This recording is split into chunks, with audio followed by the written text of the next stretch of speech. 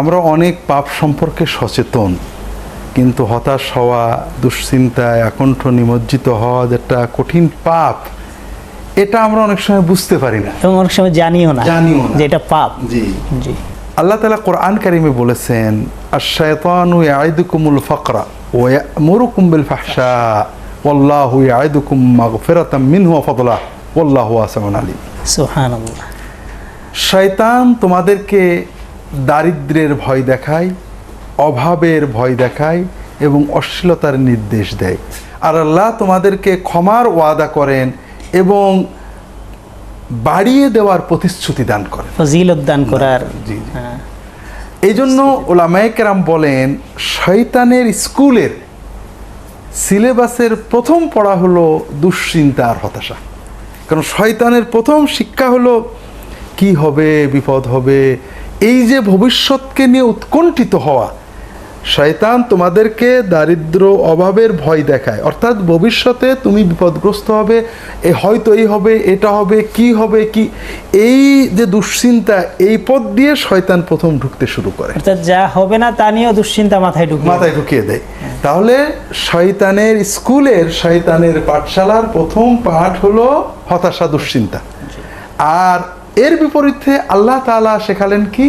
আল্লাহ তাআলা তোমাদেরকে দুটো জিনিসের প্রতিশ্রুতি দিচ্ছেন। একটা ক্ষমা, অর্থাৎ অতীতের পাপ নিয়ে দুশ্চিন্তা করো না, হতাশ হও না যে আমি আর হয়তো পারবো না, কি হবে আমার। আল্লাহ ক্ষমার ওয়াদা করছেন, তুমি ক্ষমার পথে এগো, আল্লাহ ক্ষমা পেয়ে যাবে। আর ফদলাম মিন মাগফিরাতাম মিনহু ওয়া ফাদলা, এবং আল্লাহ তাআলা মেহেরবানি, দয়া, বৃদ্ধি তোমাদেরকে দেবেন। অর্থাৎ তোমরা দারিদ্র্যের ভয় করো না, এটা ভয় করো না যে আমার অতীত খারাপ অথবা এখন ভালো আছি, বরং আল্লাহ ওয়াদা করছেন তোমাদেরকে বাড়াবেন। কাজে সেই ওয়াদার উপর আস্থা আনো, হতাশা থেকে, দুশ্চিন্তা থেকে মনটাকে মুক্ত করো, এবং অতীতের ভুলের জন্য ক্ষমা প্রার্থনা করো। তো এভাবে আমরা দেখছি যে অন্যান্য বিভিন্ন হাদিসে এসেছে, আমরা আল্লাহ তাআলা তৌফিক দিলে আলোচনা করব। হতাশ হয়ে যাওয়া এবং দুশ্চিন্তাগ্রস্ত হয়ে যাওয়া এটা একটা কঠিন পাপ এবং শয়তানের বড় ফাঁদ, যে ফাঁদ দিয়ে ক্রমান্বয়ে মানুষকে আরো অন্যান্য পাপের ভিতরে নিয়ে যাওয়া, ঢুকিয়ে দিতে পারে এবং বিভ্রান্ত করে ফেলবে। শেষ পর্যন্ত এই হতাশা এবং দুশ্চিন্তার রাস্তা দিয়ে তাকে জাহান্নাম পর্যন্ত পৌঁছে দিতে পারে। কোরআনে বলেছে। হ্যাঁ, কারণ এটা তো কুফরি। জি। এক পর্যায়ে আমরা দেখব যে হতাশা কি করতে পারে, হতাশা কেন হয়। জি। হতাশা এবং দুশ্চিন্তা কেন এটা আমাদের ভিতরে আসে, স্যার যদি এই বিষয়টা একটু আমাদের বলেন যে কেন হতাশা আসে। একটা হলো যে অতীতকে নিয়ে আমাদের জীবনের যত কষ্ট, হতাশা অতীত অথবা ভবিষ্যৎ নিয়ে, বর্তমানকে নিয়ে কিন্তু কম। অতীতটা কি? আমরা জীবনের অতীতে, প্রতিটি মানুষের জীবনে অনেক না পাওয়ার আশা থাকে, অ্যাম্বিশন থাকে, এগুলো আমাদের না পাওয়ার কিছু ব্যথা আছে, ওইগুলো বারবার চিন্তা করি, ওইটা হয়নি, কি আর হলো, এই যদি হতো তাহলে এই হতো, এই হয়নি বলে এই হলো না, আমি আর কি পারলাম, আমার জীবনের দাম কি আছে, অমুক এই পেয়েছে, তমুক এই পেয়েছে, সবই শেষ হয়ে গেল। এই যে হতাশা, এটার প্রথম সূত্র হলো, যেটা শয়তান আমাদের নিয়ে যাচ্ছে, আল্লাহর নিয়ামতের নাশকরি করা। এটাও একটা কবিরা গুনাহ। অর্থাৎ আল্লাহ আমাকে কি দিয়েছেন এটা মোটেও মনে না রেখে, কি দেননি, আমার স্ত্রীটা ভালো না, আমার স্বামীটা ভালো না, আমার চাকরিটা ভালো না, আমার ছেলেটা ভালো না, আমার বাড়িটা ভালো না। অর্থাৎ এর ভিতরে প্রথম মহাপাপ হলো যে আমি আল্লাহর যে নিয়ামত আল্লাহ আমাকে দিয়েছেন, এগুলো অগণিত নিয়ামত, এর নাশকরি করছি। এটা কুফরি। এটা প্রথম পর্যায়ে কুফরুন নিয়ামা, নিয়ামতের কুফরি। দ্বিতীয় পর্যায়ে কি করছি, যে আল্লাহ যে আমার জীবনে যে কষ্ট বা অভাব দিয়েছেন, এটা আল্লাহর পক্ষ থেকেও একটা নিয়ামত।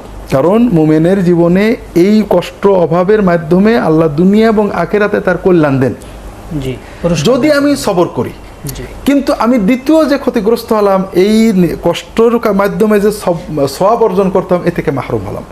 তৃতীয় যেটা, সেটা হলো ভবিষ্যৎ নিয়ে হতাশ হয়ে যায়। যেহেতু অতীতের ওই কথাগুলো আমাদের মনে থাকে, এটা নিয়ে আমরা ভবিষ্যৎ সম্পর্কে আমার আর জীবনে কিচ্ছু হবে না, জীবনটা শেষ, এবং আমি কাজে কর্মে উৎসাহ হারিয়ে ফেলি। আর এটাকে আল্লাহ কোরআন কারীমে কুফরি বলেছেন, লা ইন্নাহু লা ইয়াইআসু মির রাউহিল্লাহি ইল্লাল কওমুল কাফিরুন। আল্লাহর রহমত থেকে আল্লাহ আমাকে রহমত করবেন, অবশ্যই আমি আল্লাহর রহমত পাবো, এই আস্থা থেকে, এই বিশ্বাস থেকে আমি যখনই দূরে সরে যাই, আমি কোনো না কোনোভাবে কুফরির ভিতরে নিমজ্জিত হয়ে যাই। নাউযুবিল্লাহ। এটা কত বড় সাংঘাতিক একটা ব্যাধি, মানসিক ব্যাধি। এটা আপনি এই চমৎকারভাবে যদি আমাদেরকে এই পয়েন্টসগুলো না বলতেন তাহলে আমরা এইভাবে তলিয়ে দেখতাম না। এবং আরেকটি বিষয় বোধহয় এখানে ঘটে যে আমরা এই হতাশ হয়ে যাওয়ার ভিতর দিয়ে কাজে কর্মে উৎসাহ হারিয়ে আমরা দুনিয়ার জীবনে সমাজের জন্য, পরিবারের জন্য বোঝা হয়ে যেতে পারি। এটা যে এটা মানসিক ব্যাধি, কিন্তু এটার ফল একদম মন থেকে বাস্তব দুনিয়া পর্যন্ত এটার কুফল। শয়তানের পাঠশালার প্রথম সবক এটা বানিয়েছে কেন শয়তান?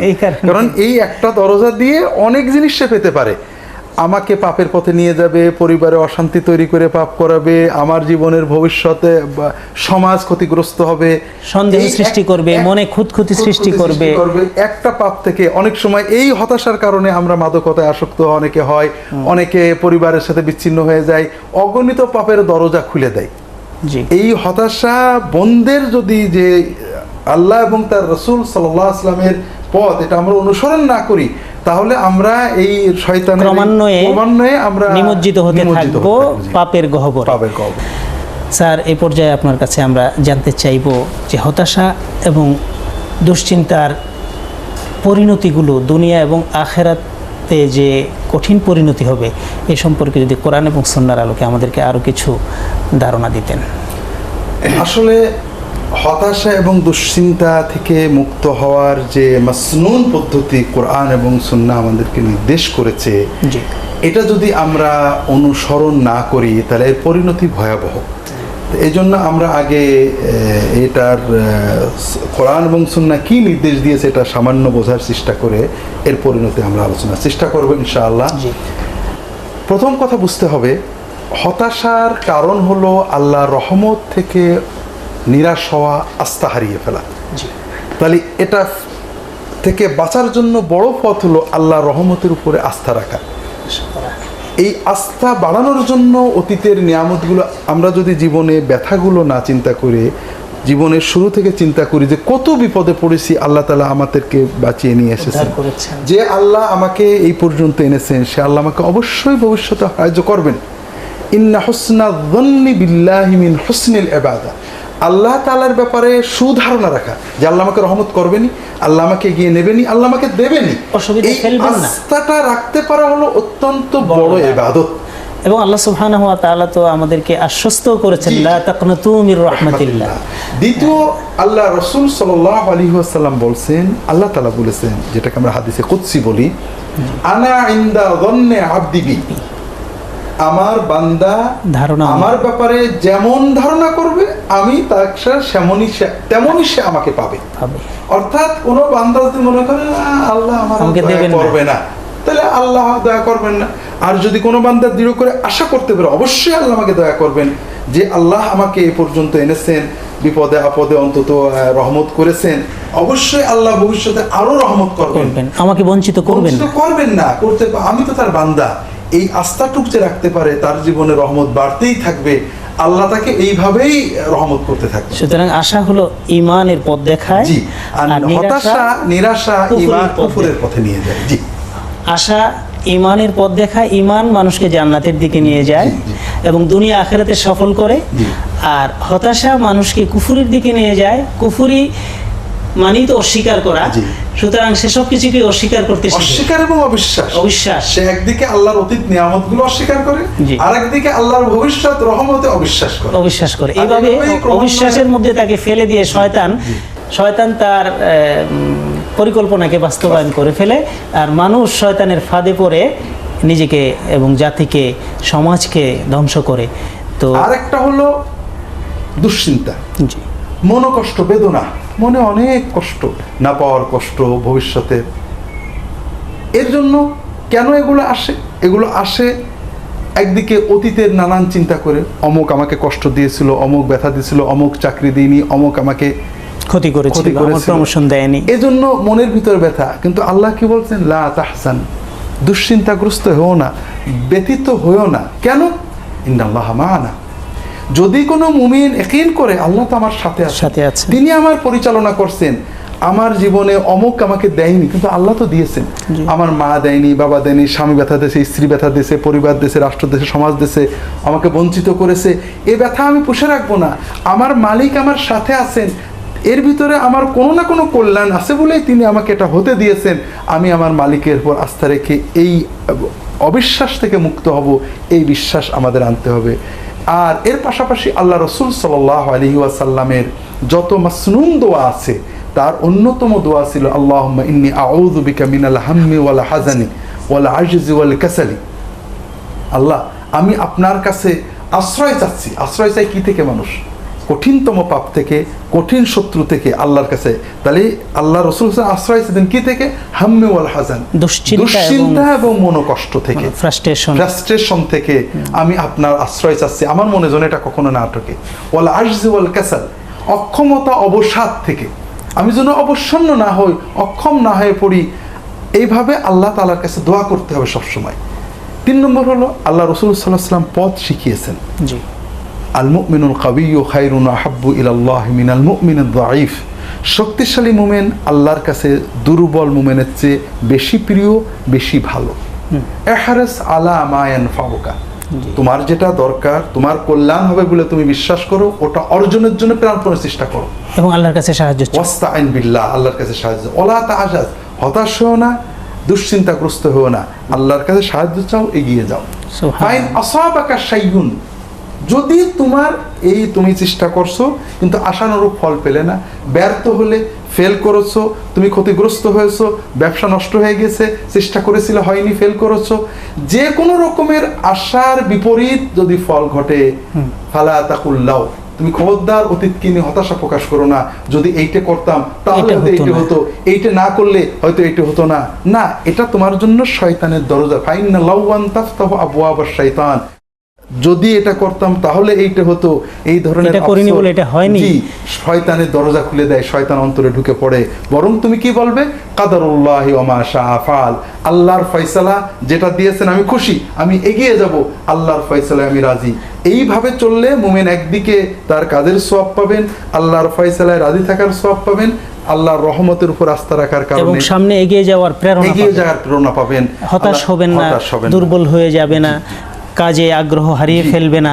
এভাবে তিনি সামনের দিকে এগিয়ে যেতে পারবেন, নিজেকে আরও আগাতে পারবেন। আর দুনিয়াটা তো পরীক্ষারই জায়গা, আল্লাহ সুবহানাহু ওয়া তাআলা বিভিন্নভাবে পরীক্ষা করবেন। আর বান্দার, মুমিন বান্দার কাজ হলো প্রতিটা পরীক্ষাতে সে পাশ করবে, সে শয়তানের ফাঁদে পড়ে ফেল না করে।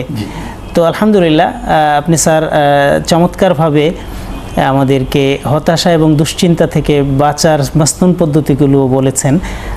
এই সম্পর্কে নবীজি সাল্লাল্লাহু আলাইহি সাল্লামের আরও একখানা হাদিস আছে যে ব্যক্তি রাসূল পাক সাল্লাল্লাহু আলাইহি ওয়াসাল্লামের উপর সালাত সালাম পেশ করবে, আল্লাহ তাআলা তার হতাশা দূর করে দিবেন। দুশ্চিন্তা মুক্ত হওয়ার একটা বড় আমল হলো।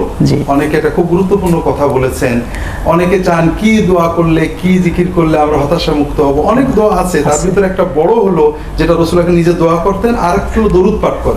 যে ব্যক্তি বেশি বেশি দরুদ পাঠ করবে, হাদিস শরীফে এসেছে, সহিহ হাদিসে, আল্লাহ তার দুশ্চিন্তা এবং উৎকণ্ঠাগুলো কাটিয়ে দেবেন, তাকে দুশ্চিন্তা মুক্ত করে দেবেন। সুবহানাল্লাহ।